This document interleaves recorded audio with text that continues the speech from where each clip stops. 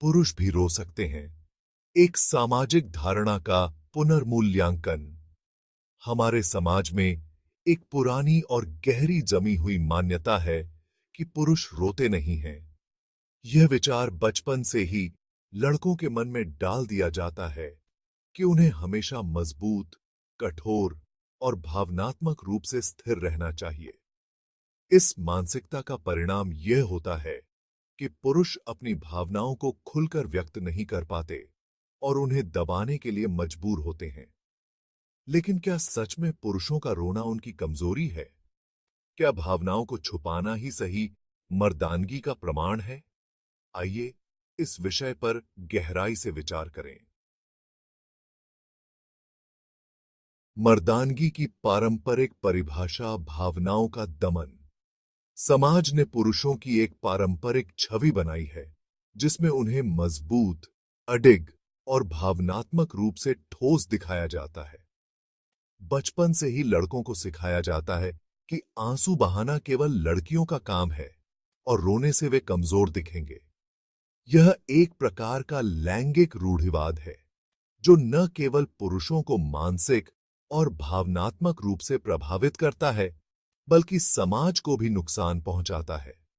इस परिप्रेक्ष्य में जब कोई पुरुष भावनात्मक तनाव महसूस करता है तो वह समाज के डर से अपनी भावनाओं को छिपाने लगता है।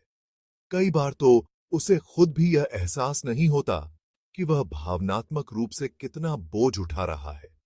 इस प्रकार का दमन मानसिक तनाव, अवसाद और अन्य मानसिक बीमारियों को जन्म देता है, जिससे पुरुषों का स्वास्थ्य प्रभावित होता है। भावनाओं का प्रबंधन पुरुषों के लिए जरूरी क्यों है? रोना केवल एक भावनात्मक क्रिया नहीं है, बल्कि यह हमारे शरीर और मस्तिष्क के लिए एक प्रकार की थेरेपी है। रोने से न केवल मानसिक शांति मिलती है, बल्कि तनाव और चिंता से भी राहत मिलती है। जब हम रोते हैं, तो हमारा मस्तिष्क एंडोर्फिन नामक हार्मोन का स्राव करता है, जो हमें मानसिक रूप से आराम देता है। इसके अलावा आंसू एक प्रकार से हमारे शरीर के लिए डिटॉक्स की तरह काम करते हैं, जो भावनात्मक विषाक्तता को बाहर निकालते हैं। पुरुषों के लिए भी यह उतना ही महत्वपूर्ण है जितना महिलाओं के लिए।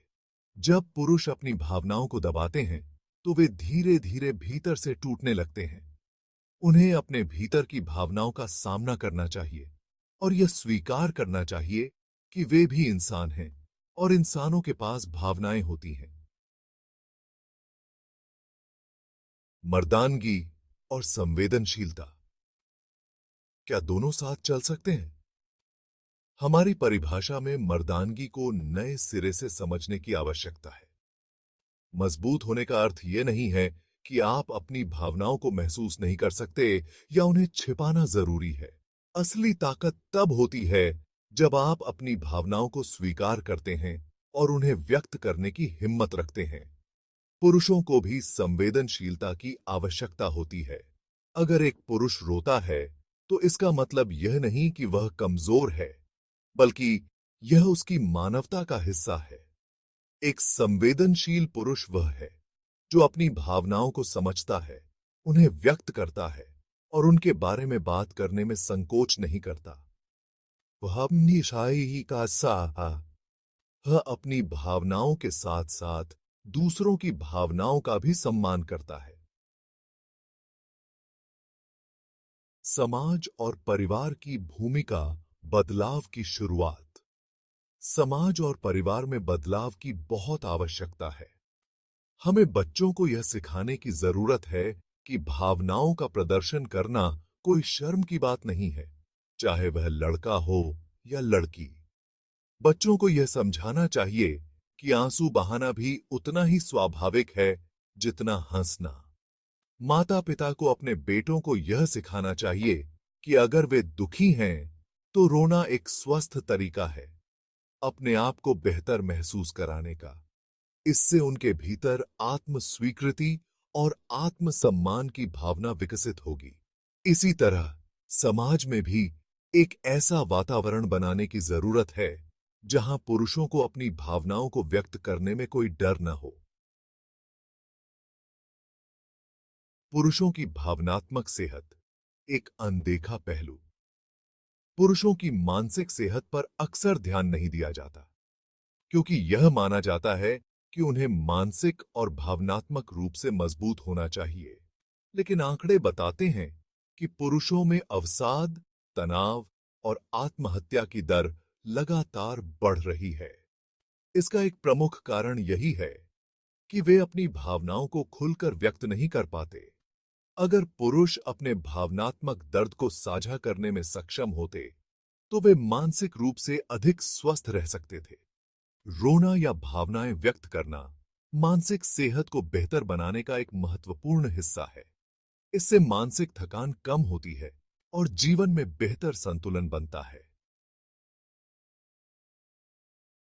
भावनात्मक स्वतंत्रता एक नया आयाम। पुरुषों के लिए यह जरूरी है कि वे भावनात्मक स्वतंत्रता को अपनाएं।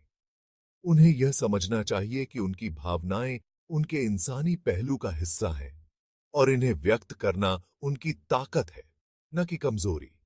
अगर पुरुषों को अपनी भावनाओं को खुलेआम व्यक्त करने की आजादी मिलेगी, तो वे न केवल मानसिक रूप से स्वस्थ रहेंगे, बल्कि वे अपने रिश्तों में भी बेहतर हो पाएंगे।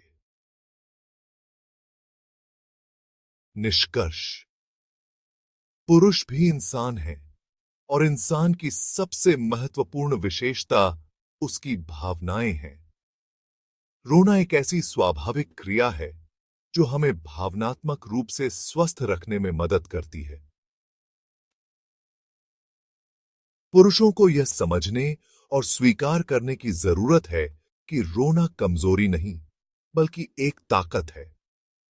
अगर हम इस सामाजिक धारणा को बदल सकें और पुरुषों को अपनी भावनाओं को व्यक्त करने की स्वतंत्रता दें, तो इससे उनका मानसिक स्वास्थ्य बेहतर होगा और समाज भी अधिक संवेदनशील